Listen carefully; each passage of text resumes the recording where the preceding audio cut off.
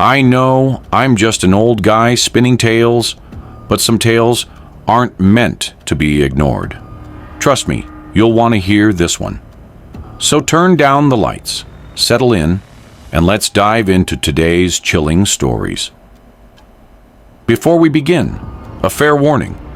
What you're about to hear is purely for entertainment.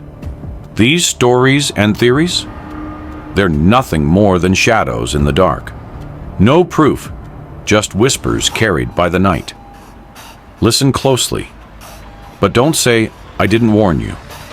Viewer discretion is strongly advised.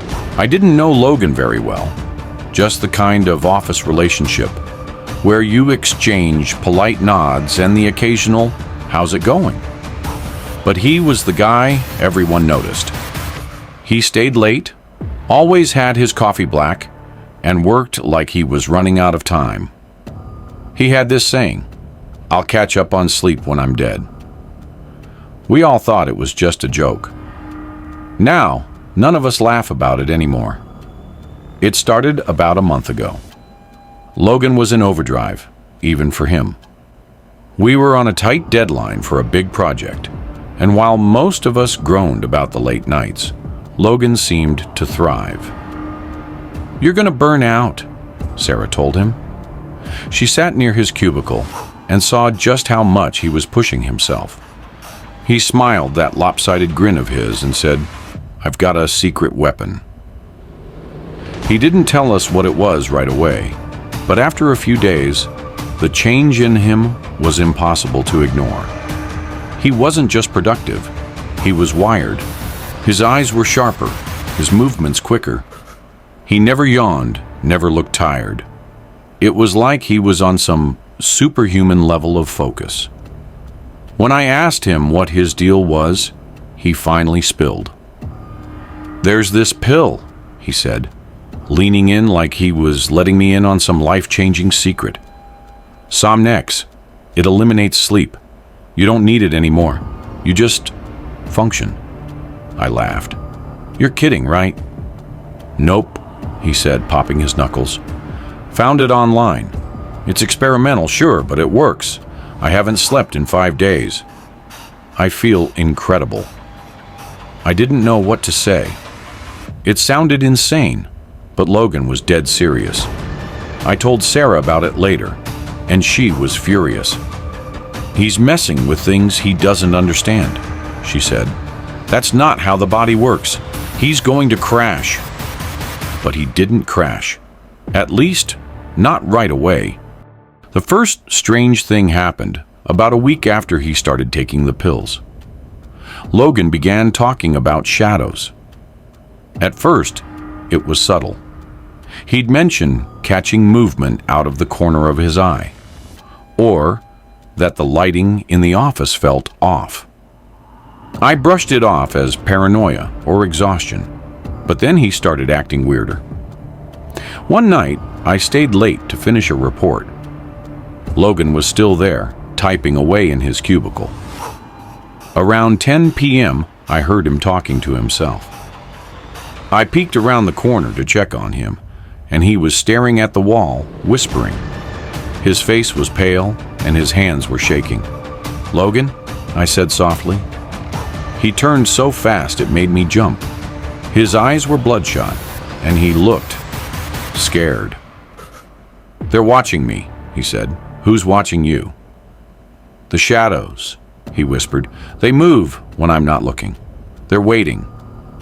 I tried to talk him down, but he wasn't listening. "I can't stop," he said. "If I stop, they'll get me." 2 days later, Logan didn't show up for work. Sarah went to check on him after he didn't answer his phone. When she got to his apartment, the door was unlocked. She called me in a panic, and I rushed over. The place was trashed, papers everywhere, furniture overturned. The worst part was the writing. On every wall, in thick black marker, were the words, "Don't stop, don't sleep, they're here." We found Logan in his bedroom. He was sitting on the floor, back against the wall, staring blankly ahead. His eyes were open, but he wasn't blinking. His face was frozen in a mixture of terror and exhaustion. "He's dead," Sarah whispered, but I couldn't move. There was something in his hand, a small vial with the word Somnex on the label. The bottle was empty. The police ruled it as a heart attack brought on by extreme exhaustion, but I know that's not the whole story. A week later, I started seeing things. Shadows moving in the corners of my vision, shapes that disappeared the moment I turned my head. At first, I thought it was just my mind playing tricks on me, but then I started hearing whispers at night. The last straw was when I saw it. In the reflection of my computer screen at work, I caught a glimpse of something behind me. A tall, dark figure with hollow eyes. I spun around, but nothing was there. That's when I heard it. A faint whisper, so close it felt like it was coming from inside my head. "You'll catch up when you're dead." I've stopped staying late at the office. I sleep with the lights on now. But sometimes, when it's quiet, I still see the shadows. And I can't help but wonder, did Logan really die from exhaustion? Or did he stay awake long enough to see what's waiting for all of us in the dark? At first, it seemed like Logan had cracked the code of life. While the rest of us dragged ourselves into work, bleary-eyed and clutching coffee cups, Logan breezed in like he'd had 10 hours of sleep. He didn't even drink coffee anymore, which was weird in itself. Logan lived on caffeine. "What's your secret?" someone asked him during a meeting. Logan just smiled. "Somnex," he said quietly, almost like he was afraid to say it too loud. Nobody knew what he meant at first, and when someone pressed him, he shrugged it off. "It's just a little something to help me stay ahead of the game." His transformation wasn't just physical. Logan's work output tripled. He seemed to be everywhere at once, leading meetings, hammering out reports, volunteering for extra projects. But there was something off. His energy didn't feel normal. It was almost frantic, like he was running from something we couldn't see. The first person to really notice was Sarah. She worked closest with him and started picking up on little things the rest of us missed. "He doesn't blink much anymore," she told me one day, her voice low like we were gossiping. "And have you noticed his hands? They shake." I brushed it off at first. "Probably too much coffee," I said. But the truth was, I'd noticed it too. Logan wasn't just energetic. He was jittery. His eyes darted around the room like he was looking for something, or maybe someone. One night, Sarah stayed late to finish a presentation. Logan was there too, of course, typing furiously at his desk. She said she heard him muttering under his breath. But when she walked past his cubicle, he stopped. "Everything okay?" she asked. "Fine," Logan said, not looking up from his screen. But Sarah swore he looked pale, almost gray, like he hadn't seen the sun in days. The shadows were next. Logan started talking about them during lunch breaks, always in a half-joking tone that didn't quite feel like a joke. "You ever see shadows move when they shouldn't?" he asked me one day. "Like out of the corner of your eye?" "Probably just your imagination," I said. "Happens to everyone when they're tired." "But I'm not tired," Logan replied. His eyes locked on mine, unblinking. "That's the point. I haven't been tired in weeks." That's when it hit me. He hadn't looked tired, not even once. No dark circles, no yawning, nothing. At the time, I thought it was amazing. Now I wish I'd seen it for the warning it was. As the days went on, Logan's behavior became harder to ignore. He started avoiding conversations, sitting at his desk long after the rest of us had gone home. He stopped laughing at jokes, stopped eating lunch with the team. And the muttering got worse. Sometimes, when I stayed late, I'd hear him whispering to himself. It wasn't normal whispering either. It was frantic, almost pleading. One night, I mustered up the courage to ask him about it. "Logan, are you okay? You've been acting different." He didn't answer right away. When he finally looked at me, his face was so pale, it almost didn't look real. "They're watching me," he said. "Who?" He glanced around the room like he was checking to see if anyone else was there. Then, in a voice barely above a whisper, he said, "The shadows. They're waiting for me to stop." This was the moment I should have called someone. HR, his family, anyone. But I didn't. Part of me thought he was just being dramatic, and part of me was scared I'd upset him if I pushed too hard, so I let it go. Looking back, that was the night things took a turn for the worse. After that night, things started spiraling. Logan wasn't just acting strange, he was unraveling. It wasn't just Sarah or me noticing anymore. Everyone in the office was talking about him. The whispers, the way he'd freeze mid-sentence and stare at something only he could see, the way he flinched at nothing like he was being watched. But it was what happened next that really shook me. It was a Thursday night. I was working late again. Deadlines always seemed to keep me chained to my desk. And Logan was there too, as usual. But something about him was different. His usually neat desk was a mess of papers, post-it notes, and what looked like scribbles in black marker. He was muttering to himself again, and I could see his hands trembling as he typed. "Logan?" I called softly, not wanting to startle him. He didn't respond.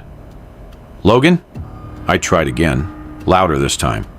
Finally, he turned to look at me, and I swear to God, I'll never forget his face.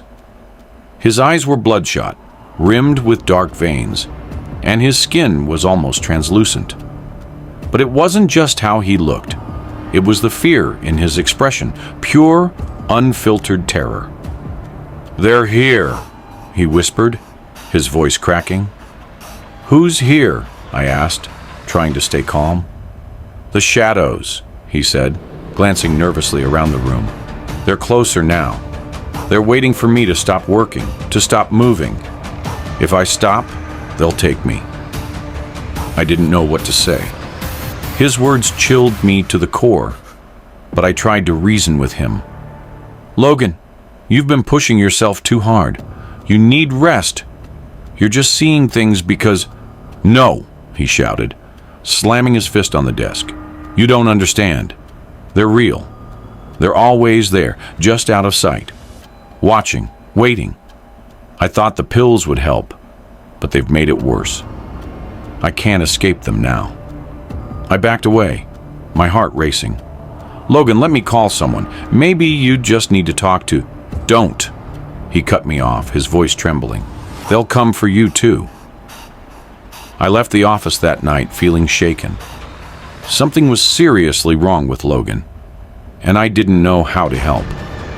I thought about calling Sarah, but what would I even say? "Hey, I think Logan's losing his mind?" It felt wrong to gossip about it, so I stayed quiet. I figured maybe he just needed some time to sort himself out. But the next day, Logan didn't show up for work. Sarah was the first one to notice. She went to his desk to drop off some files, only to find it empty.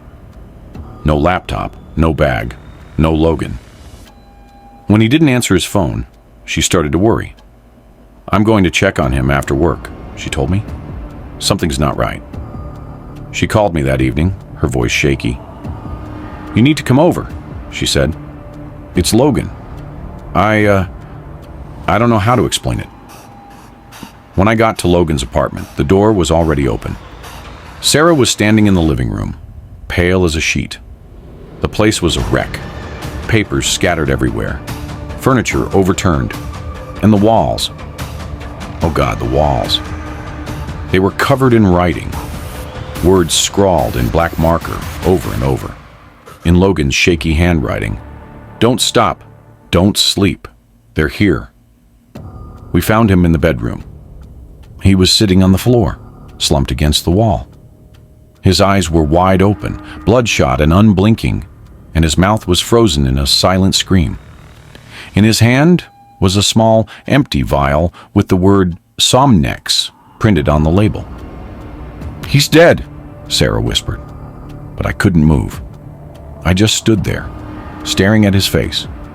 He looked like he had seen something so horrifying, so unimaginable, that it had literally scared him to death. The police came not long after. They ruled it a heart attack caused by extreme exhaustion. But I knew that wasn't it. Logan hadn't looked exhausted. He hadn't even felt tired.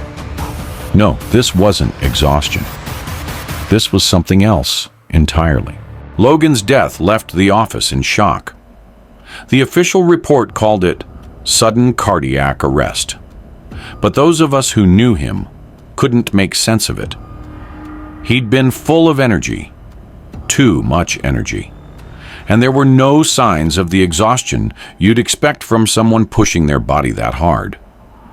Sarah and I tried to move on, but neither of us could shake what we saw in his apartment. The writing on the walls, the empty vial in his hand, the look on his face, it haunted us. And then, strange things started happening. It began with Sarah. A week after Logan's death, she came into work looking pale and jittery. I asked if she was okay, and she hesitated before answering. I think I'm seeing things," she whispered. "What kind of things?" "Shadows," she said, her voice barely audible. At first, I thought it was my imagination. You know, like when you're overtired, and your brain plays tricks on you. But it's not just shadows. Sometimes I hear whispers. I felt a chill run down my spine. "Sarah, it's probably just stress. Logan's death was a lot to process. Maybe you need some time off." She nodded but didn't look convinced. That night, I stayed late to catch up on work. I was alone in the office, or at least I thought I was, until I heard something, faint whispers coming from Logan's old cubicle. My heart pounded as I walked over, but the space was empty. The whispers stopped as soon as I stepped inside. I shook it off as my imagination, but as I turned to leave, I saw something out of the corner of my eye. A shadow, tall and thin, flickered against the wall. I spun around, but there was nothing there. "Get it together," I muttered to myself, but I couldn't shake the feeling that I wasn't alone. The whispers followed me home that night. As I lay in bed, I could swear I heard my name being called, soft and distant, like it was coming from another room. I turned on every light in my apartment, but the whispers didn't stop. The next day, Sarah didn't come to work. I called her, but her phone went straight to voicemail. I tried again after work, but still no answer. Finally, I decided to check on her. Her apartment was dark when I got there, but the door was unlocked. My stomach sank as I stepped inside. The air was heavy, suffocating. "Sarah?" I called out, but there was no response. In the living room, I found her phone on the coffee table, the screen cracked. There were claw marks, actual claw marks, gouged into the walls. My hands trembled as I turned on the lights in her bedroom. And that's when I saw it. Sarah was sitting on the floor, her back against the wall, staring straight ahead with the same wide, bloodshot eyes that Logan had. Her face was frozen in terror, and in her hand was a crumpled piece of paper. I opened it with shaking hands, Scrawled across the page in messy, frantic handwriting were the words, "They're here. You can't escape." The police ruled her death a stress-induced aneurysm.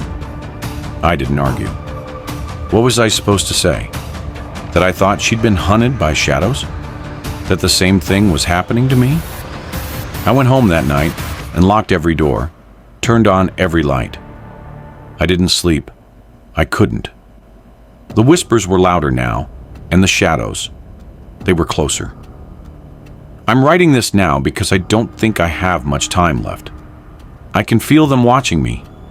Every time I close my eyes, I see them. Tall, cloaked figures with hollow eyes that glow faintly yellow. If you're reading this, please don't look for somnex. Don't try to cheat sleep. You'll catch up when you're dead. It's been a month since Sarah's death, and I can't stop thinking about what happened. Every night, I hear the whispers. Every shadow seems alive, shifting just out of reach, taunting me. I haven't slept properly in days. I'm too afraid of what will happen if I close my eyes. I tried to talk to someone, anyone. But how do you explain this without sounding insane? A therapist told me it was PTSD from finding Logan and Sarah like that. Friends suggested taking time off work, maybe going somewhere sunny to clear my head. None of them understand. Last night was the worst. I was sitting in my living room, staring blankly at the TV, trying to drown out the whispers with noise. That's when I saw it. Not just a flicker or a shadow this time, an actual figure standing in the corner of the room. It was tall, impossibly thin, and cloaked in black. Its face was nothing but darkness, except for two faintly glowing yellow eyes that burned into mine. I froze, my body refusing to move. "Why?" I whispered, tears streaming down my face. "Why me?" It didn't answer, but it didn't need to. Deep down, I already knew. Sleep is more than rest. It's a barrier. A time when your mind resets, when it's safe from whatever exists on the other side. Logan's pills didn't just eliminate sleep. They tore down that barrier. Without it, you're exposed, vulnerable, and they are always waiting. I don't know how much longer I can hold on. I've stopped going to work. I've boarded up my windows and unplugged every device that could reflect back at me. But it's no use. They're getting closer. The shadows crawl along the walls now, even in daylight. The whispers are louder, almost deafening. And the figures, they're not just in the corners anymore. They stand at the foot of my bed. Please listen to me. Don't mess with sleep. Don't try to cheat it, no matter how much time you think you'll save. It's not worth it. Sleep isn't just a luxury. It's a shield. And once it's gone, you'll realize the truth too late. I hear them now, right outside my door. You'll catch up when you're dead.